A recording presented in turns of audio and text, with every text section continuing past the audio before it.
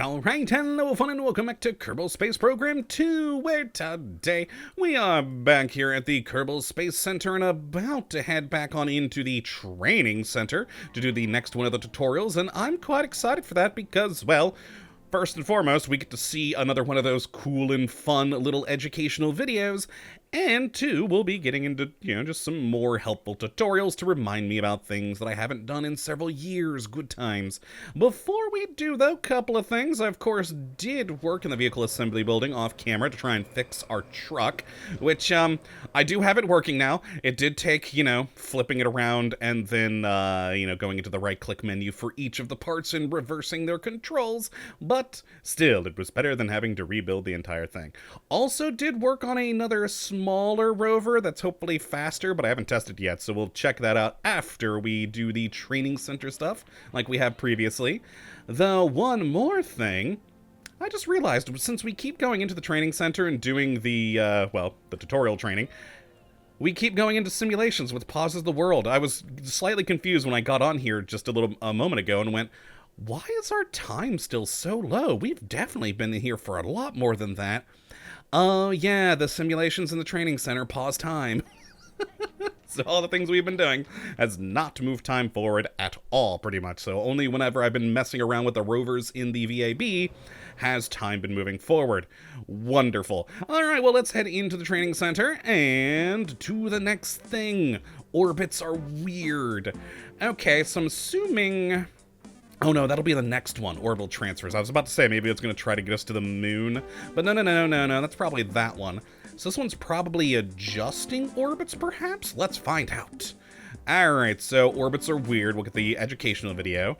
The manipulating orbits, yeah, okay, so we'll be changing orbits. Electric charge, oh, making sure we have solar panels and such, I assume, and then deorbiting. Okay, that'll be fun. Let's go. Let's jump into these tutorials, and oh, I'm excited to see the educational video. I honestly think these little short cartoons of the Kerbals have been my favorite part of the game so far. They're just such wonderful little educational short videos that they're just very neat, and I very much do appreciate them. And like I said before, the tutorials themselves have been quite useful since it is, reminding me about things I haven't done in a couple of years in the game. And it's been teaching quite well. I've been very, very pleased with the tutorials as they stand in the game. Be kind of interesting if they add in more over time. I assume they will, considering there's new mechanics that are going to be added into the game, like the colonization eventually, so they're probably going to have another tutorial session for that in the training center too, I would assume. But we'll see as time goes on. But what's Paige got for us now? Orbits are weird. They are, but fun. Remember your orbiting baseball? What if you wanted to make its orbit higher? Well, it's a baseball, so grab your bat and try to hit the ball to a higher orbit. Your first thought might be to try to deflect the ball upwards. Unfortunately, hitting the ball upward bends its orbit so that it hits the ground before it can return to you. What you need to do is hit the ball in the direction it's already moving, adding to its already high velocity. Now that you've sped the ball up, why isn't it flying any higher? Oh no, that poor Kerbal sandwich. By at the same height it always did. After all, I said that and it's making it pancakes. go faster would make it go higher. Just give up, fool. The ball is actually going higher, but it's going higher on the opposite side of the planet from where you're standing. You've raised its orbit, and you've learned the first lesson of orbital maneuvering. Your actions affect the opposite side of your orbit. Weird, huh? So your ball is moving faster, but it's still passing you at the same height. How do you get its orbit higher on this side of the planet? Now that you know how changes in velocity affect the other side of your orbit, you've got all you need. By adding velocity to the ball at the highest point in its orbit, you raise the lowest point in its orbit and make it circular again. Hey, he got to keep his donut that time. Wait for it. Maybe, maybe not. Oh, he did get to keep. Oh, his helmet. I love those little cartoons. They're wonderful. Okay. Quick thing, though, on that. I mean, I guess technically, yes, that was useful to learn, but it basically taught us that in the last part of the previous tutorial for getting an orbit. Not in as much detail, because they were, of course, worried more about, rocket control and everything. But effectively, they taught us that then when we had to be at our apogee to, make the orbit. But next, let's go. Let's get to the actual learning. Wonderful. God, I do love those little cartoons, though. They are wonderful. Still kind of weirds me out they're not in Kerbal, but, understandable. They're trying to make educational things, so they're going to have them in English, not the weird Kerbal gibberish. So, yes, it just always in the back of my brain. Every time I am in one of these tutorials, I go, where's the gibberish? The equatorial orbit is good, but if you want to travel beyond Kerbin, you will need to manipulate your orbit. Let's start with something simple, expanding an orbit. We do that by increasing the value of our apoapsis. Let's get a good view. Sweet, to the map view. And... Remember how you circularized your orbit by increasing your forward velocity? Oh, exactly what I was saying. Raise your orbit, let's just do more of the same. It's time to burn prograde. Get it. All right, select prograde. Boom. Now that we're pointed the right way, we can increase the throttle and watch our orbit expand. All right. And increase. All right, how much are we going to increase it for? Oh, there we go. If you overdo it, you'll leave Kerbin's orbit entirely. And what if that's what I want? Nice. That maneuver raised our orbit on the other side of Kerbin, so we will enter high orbit there. Waiting to reach a specific point can be as eventful as watching the neon stripes on your rover dry. Ah. The paint job will be worth it, but isn't it better to rush to the end? Skip ahead to the good stuff using a time warp. I have very much enjoyed all the little jokes about the Kerbals in these different tutorial bits. Just the little, it's great for these things to be rushed. The reason Kerbals keep losing rockets. But okay, let's, using time warp, continue. Like I said earlier, the highest point of our orbit is called the apoapsis. The lowest point of our orbit is known as the periapsis. By default, your camera is focused on your vessel. So if you can't see either of these points, adjust your camera. Got it. Scroll the middle mouse wheel to zoom in and out. Oh, Double-click an object I got ahead of myself. to center your camera on it. Click the middle mouse button to enter FreeCam. Uh-oh. Press Home to reset the camera to your active vessel. Uh-oh. I really hope it doesn't make me want to go, okay, it just wants me to select the icon there. Got it. We'll do that. Excellent. You can time warp to any position on your trajectory by selecting a point on your vehicle's current path, and then selecting Time Warp to Point. Well, that's nifty. Now you're way up in the sky, so high that if you circularize your orbit now, you'll be in high orbit. Wow, the black starry void looks so small from here. Wait, what? How does the black starry void look smaller? It's still the black starry void. Oh, well, continue. Oh, okay, I figured it was going to have us, continue to burn prograde. All right, next. Yeah, these ones are going to go by quick. Since it's only 4. So that would have been number 2, so we're going to be on to 3 now. Huh, maybe we'll do the final tutorial today as well. That might be good. Just get them all out of the way today, and then get to exploring the Kerbal Space Center tomorrow. That could be good. From command pods to space probe cores, a lot of critical rocket parts use electric charge. You'll want to design your rocket so it can generate and store EC. Got it. Most rocket engines generate electric charge while active, but we'll still need a way to keep our batteries full while coasting between maneuvers. And thus comes in these solar panels here. Solar panels convert Kerbal's light into EC for our rockets. Small solar panels can just be placed, but large solar panels are delicate and must only be deployed once we're out of the atmosphere. I've equipped this rocket with 2 deployable solar panels. Here's a hand crank. Get to work. Hand crank? What? Just kidding. There's a handy button that opens all of them with a single click. Give it a try. Sweet. Deploy. Great. The solar panels are now extended. Light tracking solar panels only rotate on one axis, so we may need to reorient our ship to point them fully at the sun. Let's make sure the panels are getting direct sunlight by rolling our ship a little bit. Okay. Excellent. The solar panels are soaking up all of those sweet photons and giving our rocket some much-needed EC. You can see the status of any solar panel within the part manager in the electrical parts menu. You can either access the app directly by clicking the app button, or you can right-click a part to directly access it in the part manager. Hey, no, have we? Oh, no, we have, because, yeah, it's this. Okay. I was about to say, have we gone to the parts manager before? Yes, we have. Sweet. Nice. All right, continue. Getting EC is one thing, and storing it is another. Most command pods have a small battery, but many missions will call for additional EC storage. When we're traveling far from the sun or going to the dark side of a planet, more batteries means more peace of mind. Very true, and just like more boosters is good for launch, more battery for survival.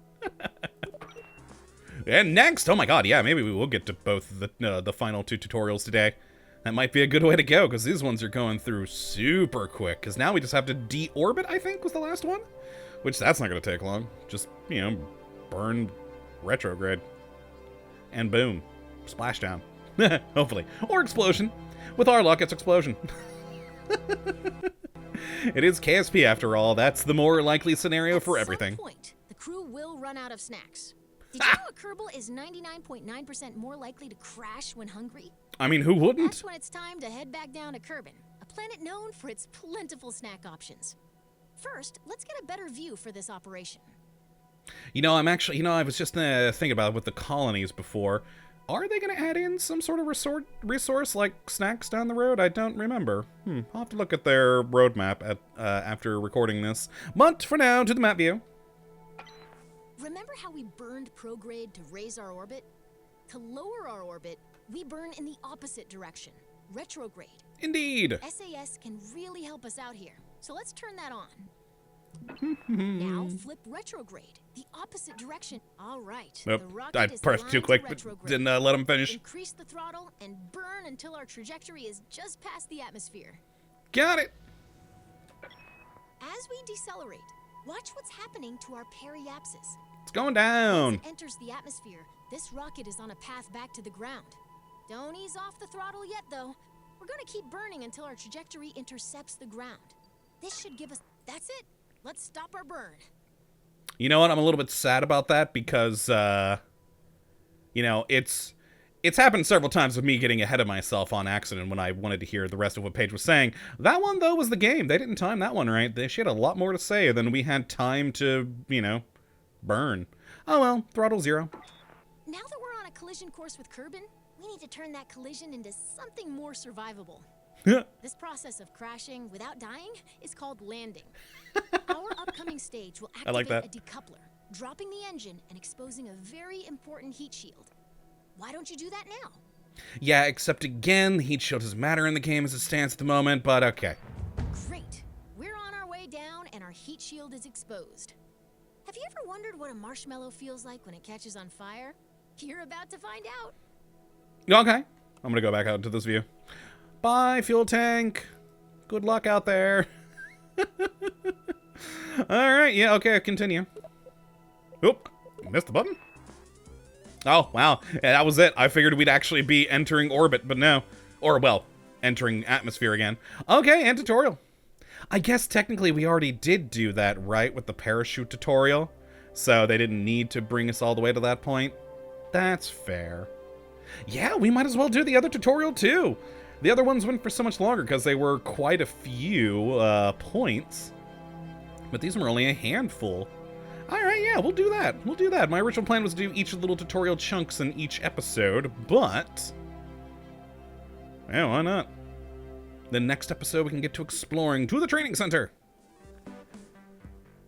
Alright, orbital transfer. So we'll get the cool cartoon, then planning a maneuver, executing a maneuver plan. I would have thought those would just be combined into one. And then capturing. Okay, well, let's get going. Sweet, finish up all the tutorials today. Wonderful. Oh, and this one's a good one, too. That's even when I used to play Kerbal Space Program all the time, I was always awful at orbital transfers. Thank crap for some of the, like, autopilot mods that game used to have. Can't wait till we get them on here, too. I always enjoyed the actual rocket launches and building space stations and colonies more than actually doing the flying. Granted, the landings I usually let the autopilot handle too. So I didn't feel like crashing when trying to send up the third or fourth part for a colony. Oh, and that'll be actually important this time around. Previously, unless I was using one of the various colony mods, that was always just, you know, pretend. Now it'll be real, eventually. As you know, the faster you go, the higher your orbit gets. If you get moving fast enough, your orbit may cross the orbit of some other object, like a moon or a planet. Hopefully. The closest celestial body to Kerbin is the Mun. If you're looking for somewhere else to fly a rocket, the Mun is a good choice.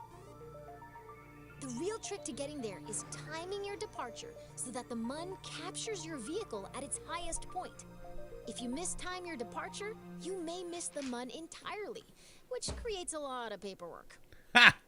Let's assume you've left at the right time and the Mun is there to meet you. As your vessel approaches the Mun, it enters a zone in which the Mun's gravitational influence on your orbit is stronger than Kerbin's. This zone is called the Mun's sphere of influence. You've had to go very quickly to escape Kerbin's gravity, much too fast for the Mun's low gravity to capture you. If you don't slow down, your vehicle will speed past the Mun and be flung farther into space. Remember what I said about paperwork? And no one needs more Once paperwork. you're in the Mun's gravity well, the best way to slow down is to fire your engines backwards until your trajectory becomes a nice, stable orbit.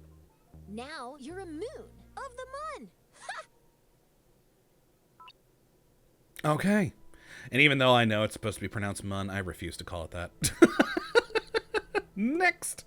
All right, let's get into the actual stuff here. Okay. So the 3 tutorials then will be making our orbit big enough to get to link up with the Mun. No, moon. Then the capturing aspect, all that. Okay, got it. Good. Let's get through these and prepare for the future. Where again, I really wish it's gonna probably be a while until mods are in for this, but boy howdy, I hope one of the first ones is an autopilot mod. God, I love those things. I'm just an awful pilot. Our rocket is in orbit over Kerbin and ready to fly. Mm-hmm. The mission today is to, drumroll please, intercept and orbit the Mun. To be captured by the Mun's gravity, our vessel must cross into the Mun's sphere of influence, or SOI, the zone in which its gravity is stronger than any other celestial body around it. I know this is a minor issue since this is an orbiting tutorial, but it bothers me that there's no parachute or anything on the front of this. Continue. We're going to create a maneuver plan to figure out when and how long we need to fire our engines to intercept the Mun. Okay, to the map. Great! Now here's a new trick. We can select any object as a target in map view. Targeting gives us useful information and enables new tools. Once we've targeted a celestial body or other object in space, our maneuver will provide closest pass and plane angle information. This can be very helpful for meeting up with someone or something in space. Ooh, okay. Right now, our camera is following our vessel as it orbits Kerbin. Let's adjust our camera until we can see the Mun. Then, Done it. right-click to target it. Target. We want to place this maneuver plan with 2 things in mind. First, the Mun is in motion. We can't aim our spacecraft where the Mun is right now. Instead, we have to aim where the Mun will be after our vehicle has coasted all the way from Kerbin. Got it? Second, remember how increasing velocity raises the opposite side of our orbit? Since we're placing this maneuver plan where we intend to start our burn, we should place it on the opposite side of Kerbin from where we intend to intercept the Mun. Okay. Placing a maneuver plan usually involves making a best guess, and then fiddling with the maneuver until you get an intercept. Fortunately, you've got a crack navigator with you today. By my calculations, we'll want to put our maneuver here. Thank you, Paige. Hopefully, I was going to say, if only you could be the crack navigator later on when I don't have you around for the tutorial. All right, maneuver plan. Excellent. We've just created a maneuver plan. While we could find out if our departure timing is correct by just picking a direction and maxing the throttle, A maneuver plan tells us in advance how much delta V we'll need, how long we'll need to burn, and in what direction our vessel will need to point during the maneuver. Okay, so continue on there. I do like this little... Yeah, I've really enjoyed the UIs in this. Except for this. I still wish this... I still have a hard time with this. Just the nav ball, though. Everything around it is great. Just the nav ball bothers me. But alright, continue, Paige. Grab and pull the arrows to plan a burn along that direction. This maneuver is pretty simple. We want to burn prograde and expand our orbit. Get it. Burn. I like that it even has like a little burn particle effect. Go quicker. Oh, too quick. Nice. That Now we did it. maneuver event towards the end of your trajectory is exactly what we're looking for. It tells that if we execute this plan, we'll intercept the Mun. Oh, I'm liking all the little additional things, but what the hell is that, like where we're going to be coming into its sphere of influence once it's there? Kind of strange it's showing it all the way over that way, but okay, continue. If a maneuver looks right, but we're not getting the intercept we expect, we can change the starting position of the maneuver by grabbing and dragging the middle of the maneuver plan along our orbit. It's very common to refine a maneuver plan by adjusting both the position of the maneuver and the direction of the planned burn. Yeah, okay. It's not, well, I guess it'll tell me to do that next. Continue. If we don't want to maneuver at all, we can delete the plan, either by right-clicking the gizmo and selecting delete, or through the burn timer. Got it. Click. Maneuvers are invaluable when leaving Kerbin. Feel free to come back and practice anytime. Oh, we'll be doing plenty of that. Thank you, Paige. But for now, next, we've learned to create the maneuver, which we kind of accidentally did already during the first look video, I think. Mainly because I was just curious if we had the maneuver node thing implemented yet. Was that in that, or was that the first video of this series? I don't remember now. But, alright, on to the next phase. What was the next phase? That was planning. I guess this one will be executing. We've got a maneuver plan that intercepts the Mun. Now we just need to execute that maneuver and fly to the Mun ourselves. Okay. Oh, Matthew. Alright. Weird that it would have just had that in the last one, but okay. Whenever we have a maneuver plan, a burn timer will appear. The timer shows you how much time is left until we need to execute the maneuver. I've paused the simulation for a moment, so this number won't count down quite yet. Alright. Always good to have the burn timer. The timer also tells us how long we'll need to burn our engines at 100% throttle in order to complete the maneuver. Now let's take a look at the nav ball. A new marker has joined our old prograde and retrograde markers. This is called a maneuver marker, and it shows us the orientation of our planned maneuver. We'll want to make sure that this marker is in the center of our nav ball during our maneuver burn. Luckily, we can aim at this maneuver marker by selecting the maneuver button on your SAS controls. Will do! Now your vehicle is properly oriented, and through the magic of SAS and more math than I'd like to admit, our vessel is properly oriented. We're still far from our planned burn, so let's speed things up. Yeah, I'm still guessing that that's where, like, we'd enter and exit the sphere of influence. I'm assuming. Still kind of think it's weird that it's showing me that, but oh well.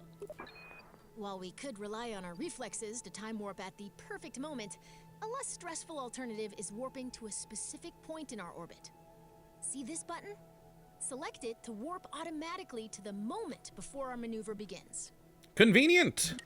Departure burn, here we come. Sweet. Alright, let's do this thing, Paige. With Valentina's help. Great! We've exited just before our maneuver burn, and I've paused the simulation once more. After we select continue, remember to wait until the countdown reaches 0. Then we'll go full throttle until our burn timer reaches 0. Then cut the throttle quickly to avoid overshooting our target. Will do! Okay, get ready to hit the throttle. Got it, I'm preparing. Oh, I couldn't have gotten us closer than 30 seconds. Oh, well, we're fine. We're fine. Okay. And we're almost there to the proper countdown time. Almost. 10. There we go. 9, 8, 7, 6, 5, 4, 3, 2, 1, away! Watch the burn timer. We want to stop our burn once it reaches 0. Got it. Boy, yeah, it's really important just to wait on these timers, isn't it? I guess it's all part of the tutorial. You do need to wait for timers. Oh, I like it also this little progress bar. Oh, nifty. Oh, no, that's, okay, yeah, no, it is staging timeline. For a second, when it brought up that, my brain thought it said fuel for some reason. But no, staging timeline. Magnificent. I like that little progress bar. That's cool. How's our orbit looking? Magnificent. Go, little apoapsis, go! And bring us to the moon. God, I hate that. It's moon. And got it. Great work. Oh. You've successfully executed a maneuver, and now we're on our way to the mun. It did it again. It told me what to do, and then it paused the game at the same time as I did the things. Several times in the tutorial, that's how I've gotten ahead of myself when I did the thing that it was then about to tell me to do. But it kind of annoyed me that time happened because it literally told us to throttle down once it was up. So, oh well, continue. And next! So now that we're going there, now we circularize our orbit around the moon, I assume this is part of the tutorial. Wonderful. Alright, almost done with all the training, and then we'll be certified Kerbonauts. It's going to take a while to reach the mun. Yeah. Don't let the weight fool you. It's still You're now there. moving faster than any Kerbal has ever flown before. When we enter the mun's sphere of influence, we'll be going way too fast for the mun's gravity to capture our vehicle. Got it. To orbit the mun, we'll need to burn retrograde once we're inside its SOI, or sphere of influence. This will slow us down enough to keep us from being whipped into interplanetary space. Oh, but that could be fun. Alright, map view. Figure that was coming. Let's start by time warping until we're within the mun's sphere of influence. That's the sphere within which the mun is the primary gravitational influence on your vehicle. Let's get a little bolder with our time warp this time. Oh, so it wants me to do it manually, but I want to use the time warp to point. I like that more. Oh well, let's just do it until it wants us to. Farewell, Kerbin. Bye, Kerbin. Okay, yeah, it looks like that's what that is. That's going to be our entrance point, and that would be our exit point. All right, nifty. And boom. Welcome to the mun's sphere of influence. Let's slow down to normal time so we can create our capture maneuver. Get it. Did you notice that we've got a periapsis above the mun, but no apoapsis? That's because we're going too fast to complete an orbit before sailing past the mun. Don't worry, we have time to adjust. Our objective is to slow down enough so that both apoapsis and periapsis are within the mun's sphere of influence. Okay. I was kind of thinking with the trajectory that maybe it was shooting us out into space, but I didn't realize we already had the orbital path here. All right, continue. Remember the rule of orbital opposites. Mm-hmm. Because we want to lower your apoapsis, we'll need to place our maneuver plan at the periapsis. Let's get started. All right, maneuver node. In order to reduce our apoapsis, we need to slow down by burning backwards, or retrograde. This is a little like deorbiting over Kerbin, but we're going to stop burning before our trajectory meets mun dust. Okay, and Maneuver plan set. Next up, let's make sure we're pointed where we need to be. got it. If the maneuver is right, and we're pointed in the right direction, now we need to time warp to the right position. And away we go. Wonderful. And pause momentarily. Almost there. When the countdown reaches 0, throttle up to start your capture burn. Oh my god, it's like way too far again. I mean, again, I understand what they're going for here, but why do they have to bring us so far away? We were 40 seconds this time. At least last time we were 30 seconds. Oh, and I just looked at my timer. We're just at about the half-hour mark. Got it. Okay. Well, hey, we still are able to finish up both the tutorials today, which is good. I'm quite happy about that. Alright, so yeah, next time we can focus on other things. Granted, we didn't need to do these in the first place, but I was intrigued to see what all we had in store for us right now. But, prepare, fire! Keep burning until the burn timer reaches 0. Mm-hmm. Did it bring up something else like it thought I was failed for a moment? That was some fancy flying. Looks to me like you're about ready to try this for real. I have a feeling because I just, for whatever reason, I decided to throttle up manually rather than using the button to do 100%. I think it went to -1 on the timer, and it was like, no, you're screwing it up. But then it throttled up enough. I think that's what it was. Okay, continue. And we're done! Sweet! We've done the things. All things we already knew. A few nifty little elements that we saw now of how things have changed, like with the maneuver nodes, which is quite good, so I'm happy about that. And yeah, I'm intrigued to see what sort of tutorial stuff we're gonna get in the future. I assume we will get some tutorials for the colonization stuff. And I really hope we do, because that'll be quite handy. It'd really suck if they just threw it at us without showing us anything. But cool, we've now done everything in here. So next time, we will head out and explore the Kerbal Space Center. I want to get one of my rovers out that we'll mess around with those next time. And go check out some of these buildings, see how things look.